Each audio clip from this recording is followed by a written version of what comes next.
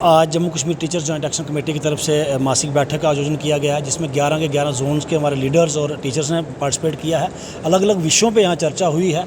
लोगों की रेगुलराइज, जिनके 5 साल पूरे हो चुके हैं, उनकी रेगुलराइजेशन का इशू है। जो रेगुलराइज हो चुके हैं उनकी कन्वर्शन का इशू है ग्रेड 2 ग्रेड 3 टीचर के लिए। और ट्रांसफ़र पॉलिसी में जो RT बॉन्ड टीचर्स हैं उनको आज तक ट्रांसफ़र पॉलिसी में नहीं लाया गया है, वो एक यहाँ डिमांड उठी है।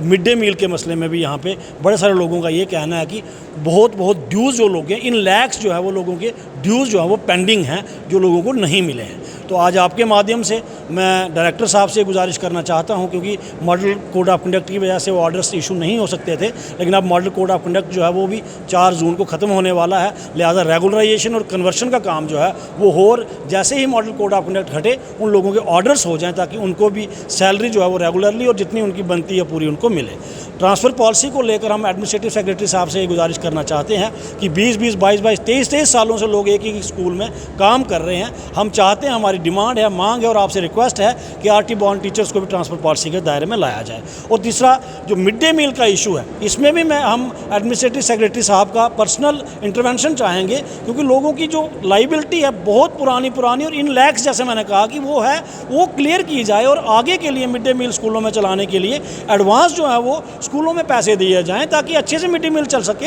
यहाँ टीचर्स अपनी जेबों से साल पैसा खर्च करके फिर उसको नहीं मिलता, तो बताइए वो किस तरह से मिड डे मील को अच्छे से चला पाएगा। तो ये सारी चीज़ों को लेकर यहाँ डिस्कशंस हुई है, चर्चा हुई है, और उम्मीद हम जताते हैं कि LG जो प्रशासन है इस पर गंभीरता से, हमारे जो एडमिनिस्ट्रेटिव सेक्रेटरी हैं, डायरेक्टर साहब हैं, इसको गंभीरता से लेते हुए इन सारे मसलों का जो है वो हल करेंगे।